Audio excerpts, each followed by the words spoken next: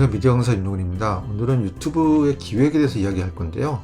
기획은 어떤 이야기를 할 것인가에 대한 계획이라고 생각하시면 좋을 것 같아요.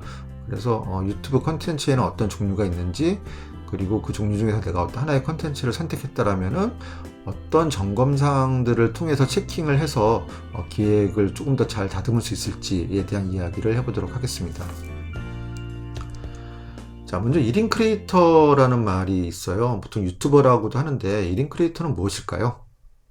1인 크리에이터는 혼자서 동영상 창작물을 만드는 사람을 이야기하는 거겠죠. 그래서 한 개인이 이야기를 기획하기도 하고 촬영하기도 하고 편집하기도 하고 진행하기도 하고, 결국은 하나의 방송국이라고 생각하시면 좋을 것 같습니다. 자, 유튜버들이 보통 일주일에 2개 정도의 컨텐츠를 업로드 한대요. 그러면 한 1개월을 보면은 대략 한 10개라고 치면요, 1년이면 120개. 봉준호 감독님 같은 경우는 10년 동안에 작품을 5개를 만드셨어요. 근데 저희는 10년 동안에 1200개를 만들어야 돼요. 자, 이게 가능하게 하려면 저희한테 무엇이 필요할까요? 지금 우리한테 필요한 건 무엇일까요? 기획함에 있어서 어떤 부분을 중점을 둬야 될까요? 전 크게 2가지라고 생각을 합니다. 첫 번째는 즐거움이에요. 네.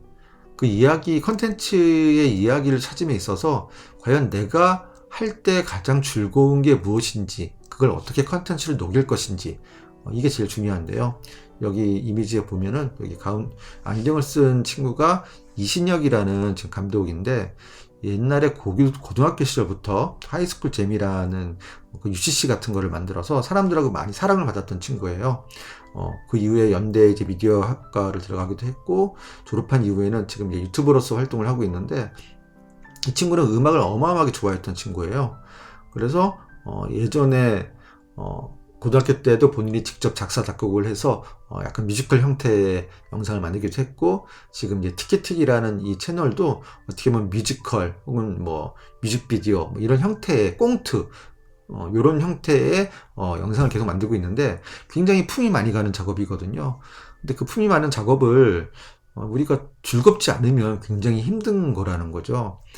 예를 들어서 다른 사람이 좋아할 만한 콘텐츠를 내가 만들었을 때는 한두 편 정도는 그 사람들을 위해서 내가 뭐 공부도 해서 만들 수가 있겠지만, 결국은 그거를 내가 오랫동안 하기 위해서는 내가 정말 좋아하지 않으면 그 얘기를 하기가 쉽지가 않거든요. 그런 면에서 즐거움은 굉장히 중요한 요소 중에 하나라고 말씀을 드리고 싶고요. 2번째는 가성비입니다. 자, 이게 처음에 저희가 유튜브를 시작할 때 제일 힘든 게 뭐냐면, 너무 잘 만들려다 보니까 내용이나 기획에 대한 고민보다는 사실은 촬영이나 편집에 대해서 보내는 시간이 너무 많아요.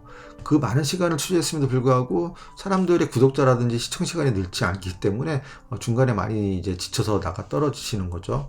그래서 이 컨텐츠를 보지는 않겠지만 한번 촬영했을 때 굉장히 촬영이나 편집에 대한 어떤 그런 품이 적은 왼쪽 같은 경우는 한 번도 커팅 없이, 오른쪽 것도 마찬가지고 커팅 없이 영상을 찍으면서 정말 필요한 이야기를 던져주면서도 재밌게 나의 캐릭터를 보여줬던 컨텐츠들이거든요. 물론 이거는 컨텐츠의 종류에 따라 다 틀긴 하지만 가성비가 굉장히 중요한 요소 중에 하나라고 생각하면 좋을 것 같습니다. 자, 유튜브는 촬영이 되기 위해서 그 전에 준비돼야 할 상황들, 뭐 기획이라든지 혹은 장비라든지 혹은 내가 뭐 리허설 같은 거 미리 한번 연습해 보는 거라든지, 뭐 짧게는 대본까지 이런 것들이 준비가 되었을 때 편집이 되고 채널이 만들어지고 영상을 업로드하는 이런 제작 과정을 갖고 있는데요. 이 중에서 오늘은 영상 구상하기와 관련된 이야기를 좀 해볼까 합니다. 자, 먼저 컨텐츠의 종류를 크게 2가지로 나누면요, 브이로그 컨텐츠와 리뷰 컨텐츠가 있어요. 리뷰 컨텐츠는 스튜디오 컨텐츠라고 이야기하기도 하는데요. 브이로그는 나의 일상을, 브이로그는 사실은 비디오 블로그를 이제 합친 말이거든요. 그래서 나의 일상을 동영상으로 찍어서 보여주는 걸 브이로그라고 하고, 리뷰 컨텐츠는 어떻게 보면 스튜디오 컨텐츠라고도 하는데, 어떤 일정한 공간에 앉아서 조명도 설치되어 있고 카메라도 세팅된 상황에서 내가 어떤 사용했던 물건을 소개한다거나, 아니면 맛있는 걸 먹는 거를 보여준다거나, 혹은 북튜버처럼 책을 읽어주면서 이야기한다거나, 이런 것들을 하는 걸 이제 리뷰 컨텐츠라고 이야기를 합니다. 이 2가지 컨텐츠의 특징을 잠깐 이야기하면요, 먼저 브이로그 컨텐츠는 첫 번째는 크리에이터의 매력이 굉장히 중요해요. 마치 시트콤과 관련된 거라서 그 사람이 어떤 정보를 주기 위해서 찍는 게 아니라 이 하루의 일상을 공유하는 사람의 감정이라든지 생각이라든지 이런 것들이 우리의 마음에 다가섰을 때 우리가 이 채널을 계속 구독할 수 있는 거거든요. 그런 면에서 크리에이터의 매력이 굉장히 중요하다. 그리고 그 사람의 라이프 스타일이 보여줘야 되는 거고, 그냥 평범한 일상이 아니라 뭔가 좀 특별하거나 공간 가는 일상을 보여줘야 된다. 그렇지 않으면 CCTV랑 큰 차이가 없기 때문이겠죠. 거기다가 어떤 생각지 않았던 어떤 사건을 만나게 돼야 되고, 그 사건 해결을 통해서 어떤 주제, 저 사람도 저런 고민을 하는구나, 그런 것들을 우리가 공감할 수 있는 이야기들을 만들어야 되는 거죠. 그런 면에서 단편 영화와 같은 굉장히 창의적인 영상 기법도 필요하고, 영화와 같은 어떤 그런 드라마투르기도 필요한 게 브이로그의 특징이라고 생각하시면 좋을 것 같습니다. 다음은 이제 리뷰 컨텐츠인데, 리뷰 컨텐츠는 여기 그림에 보이는 것처럼 카메라가 일정하게 세팅되어 있고 라이트도 세팅되어 있는 상태에서 어떤 나의 개성이나 나의 개그 코드 이거 다 중요하지만 사실은 여기에 주인공은 소개되는 그 대상, 책이면 책, 혹은 음식이면 음식, 혹은 어떤 명품 가방이면 가방, 그들이 주인공이라는 거죠. 그래서 이 조명 효과도 중요하고, 주변에 이제 배경, 깔끔한 곳에서 컨텐츠에 집중할 수 있게끔 만들어야 되는 것도 중요한 컨텐츠가 리뷰 컨텐츠입니다. 자, 그러면 내가 이제 어쨌든 브이로그를 할지, 리뷰 컨텐츠를 할지 결정은 안 됐지만 그 중에 하나의 컨텐츠를 결정을 해야 되는데, 아까 말씀드렸던 것처럼 결국은 내가 좋아하는 것에서 그걸 찾아야 되거든요. 그러려면 내가 뭘 좋아하는지를 먼저 이해를 해야 되는 거죠. 그러기 위해서 해야 되는 게 첫 번째로 마인드맵입니다. 마인드맵. 요거는 이제 제가 만든 마인드맵인데요. 4가지의 질문을 던질 거예요. 그래서 선생님들이 이걸 듣는 분들이 4가지의 질문을 한번 여러 가지 가지치기를 통해서 한번 만들어 보세요. 내가 뭘 잘하는지, 내가 뭘 좋아하는지, 나의 일상 속에는 어떤 키워드들이 있는지, 또 난 뭘 하고 싶은지. 그래서 이런 가지치기를 만들어 놓고 여기서 또 가지치기를 하시는 거예요. 수많은 가지치기를 하다 보면은 이 마인드맵이 좋은 게 뭐냐면은 이 많은 전체적인 이 그림들을 한눈에 본다라는 거죠. 우리가 생각만을 했을 때 한 5가지 이상의 연관되는 거를 더 생각할 수 없대요. 저희 뇌 구조가. 그래서 만들어진 게 이 마인드맵인데, 이렇게 펼쳐보시면은 내가 이런 부분에도 관심이 있었네 라는 것들을 체크할 수가 있어요. 그래서 이렇게 펼쳐진 것들 중에서 2가지를 나눌 수 있어요. 내가 채널로서 계속 끊임없이 오랫동안 내 채널의 브랜드를 설명해 줄 수 있는 메인 컨텐츠는 이것이 될 것이다. 혹은 틈틈이 아까 우리가 맨날 밥만 먹을 수는 없으니까 짜장면이라든지 라면처럼 사람들의 분위기 전환을 위한 서브 컨텐츠는 이거면 될 것 같다 라는 거를 이렇게 표시해 놓고, 그런 다음에 메인 컨텐츠가 결정됐을 때 하나가 결정됐을 때 썸네일 형식의 제목 만들기를 해보시는 거예요. 썸네일 다 아시죠? 보통 유튜브에 보면은 이렇게 대문 사진 같은 거, 그리고 간단한 제목들이 있잖아요. 근데 그 제목의 형식들이 대부분 굉장히 사람들 궁금하게 만들죠.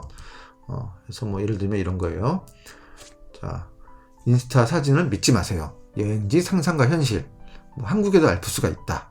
유럽에서 노숙하면 위험할까? 이런 것처럼 뭔가 궁금증을 자아내는, 보통 사람들은 이걸 낚시를 한다라고 얘기를 하는데, 이런 궁금증을 자아내는 제목의 형태로 내 메인 컨텐츠를 여러분들에게는 제가 20가지 정도 시리즈로 만들 수 있는 거를 20가지 정도는 제목이 만들어졌을 때 그때 유튜브 컨텐츠를 만들기 시작하라고 얘기를 해요. 왜냐면 20가지가 만들어졌다는 건 뭐냐면 내 채널이 어떤 방향으로 갈 건지, 내 채널의 브랜드의 컬러는 무엇인지가 결정된다는 얘기거든요. 근데 그게 결정되지 않은 상태에서 뭔가 계속 만들고 업로드 한다라면 보는 사람들이 혼란스럽다라는 거죠. 도대체 뭐 하는 채널인지 정체성을 알 수도 없고, 그리고 유튜브 알고리즘조차도 그 채널에 대한 일관성이 없으면은 그 사람들을, 그 채널을 이렇게 추천해 주지 않아요. 예.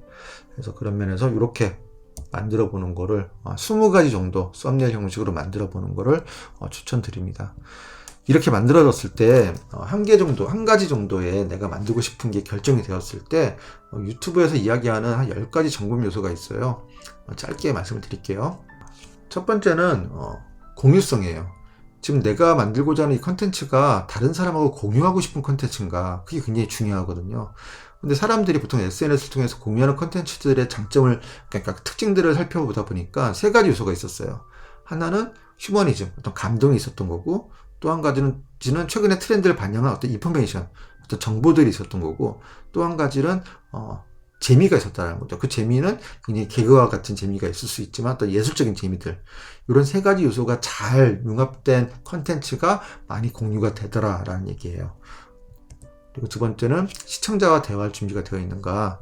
요즘 썸네일에 사람 얼굴이 있는 것들을 유튜브 알고리즘이 추천을 해줘요. 이게 뭐냐면 내 얼굴을 내놓고 내가 세상과 소통할 준비가 되어 있다. 시청자들과 만날 준비가 되어 있다는 걸 알고리즘도 이해한다는 거예요. 그만큼 얼굴이 나간다는 거는 그만큼 책임감이 있다는 거겠죠. 그래서 혹시나 뭐 얼굴까지는 아니더라도 목소리가 나가거나 자막을 통해서 이야기하거나 계속 시청자들과 이야기하는 게 필요하다는 거예요. 세 번째는 시청자와 상호작용하느냐. 계속 내 얘기만 하는 게 아니라 그들의 이야기를 들어주는 것도 굉장히 중요하거든요. 그들이 어떤 식으로 얘기를 할까요? 그들은 댓글창에 댓글을 달면서 이야기를 하죠. 그 댓글창에 담겨져 있는 이야기를 고려해서, 여기 보이는 이 사진 같은 경우는 이제 랩 배틀을 하는 채널인데, 예를 들어서 랩 배틀 오늘은 다음 주에 이거 해주세요 하면은 그 댓글에 있는 거를 반영해서 이 사람들이 또 콘텐츠를 만들어요. 그럼 이렇게 되면은 시청자들은 단순히 내가 보기만 하는 게 아니라 이 프로그램 자체를 내가 같이 만들고 있다라는 생각을 하게 되거든요. 그런 면에서 시청자와의 상호작용이 굉장히 중요하다라고 말씀드리고 싶습니다. 그리고 채널에 대한 일관성, 아까도 말씀드렸죠. 한 20가지의 썸네일을 만드는 건 결국 브랜드를 만드는 건데, 주제의 일관성이에요. 주제의 일관성. 그래서 오늘 먹방 했다가 뭐 내일은 브이로그 했다가 또 그 다음날은 게임 했다가 이런 정도 혼합하지 말고 정말 하나의 이 채널에 가면 이것만큼은 전문이야 라는 정도의 하나의 주제를 일관성 있게 끌어가야 된다. 근데 그 일관성에는 주제뿐만이 아니라 그걸 진행하는 BJ조차도 목소리의 톤이라든지 의상이라든지 이런 캐릭터라든지 이런 것들도 일관성이 있어야 되는 거고, 언제 내가 정시에 이 유튜브 채널에 업로드하기를 약속을 했다라면은 그때 그걸 정기적으로 업로드하는 것도 일관성이고, 또 한 가지는 프로그램의 형식이에요. 유튜브 컨텐츠가 만들어졌을 때 자막이라든지, 예를 들어서 오늘은 뭐 이 폰트 쓰고 다음엔 이 폰트 쓰고가 아니라 또 이 색깔 쓰고 저 색깔 쓰고가 아니라 일정하게 잘된 채널들 잘 보시면은 거의 대부분 일정한 폰트와 일정한 색깔들을 계속 밀어붙여요. 그거는 하나의 브랜드를 만들기 위해서 그런 거거든요. 음악이라든지 뭐 이런 전체적인 것들이 형식인 것도 브랜드의 한 요소다라고 생각하면 좋을 것 같습니다. 다섯 번째는 타겟팅을 조금 더 촘촘히 명확히 하라는 거예요. 보통 만드시는 분들이 모두가 다 볼 수 있는 채널이라고 얘기하는데, 이거는 어른들이 보느냐, 아이들이 보느냐, 혹은 주부들이 보느냐, 학생들이 보느냐에 따라서 이 말투라든지 그 컨텐츠 내용 자체가 굉장히 스타일이 좀 틀릴 수밖에 없거든요. 그래서 명확하게 내가 어떤 타겟을 10대 남성인지 여성인지 어떤 상황에 있는 사람들인지를 좀 명확하게 하고 가는 게 중요하다라고 말씀드리고 싶어요. 자, 여섯 번째는 지속 가능성인데, 결국은 지속 가능하다는 거는 아까도 말씀드렸지만 내가 정말 좋아하는 건가라는 걸 이야기를 하셔야 되는 거예요. 내가 정말 좋아하는가. 그렇지 않고서는 지속 가능이 힘들죠. 그래서 이들은 한 시리즈로 100회 정도까지 만들 수 있냐고 물어봐요. 유튜브에서 100회까지 만들 수 있는 걸 가지고 시작하라고 얘기를 해요. 그리고 그 컨텐츠도 하루에 3개 정도를 만들 수 있는지를 또 물어봐요. 가성비죠. 엄청나게 만드는데 오랜 시간을 할애할 거는 하지 말라는 거예요. 왜냐면 우리가 일주일에 2개씩 올려야 되는 거니까. 그리고 이제 블록 슈팅이라고 해서 이걸 활용하라고 얘기하는데, 미리 좀 만들어 놨다가 정해진 약속한 날짜에 그걸 올릴 수 있도록 예약을 해놓으라는 거죠.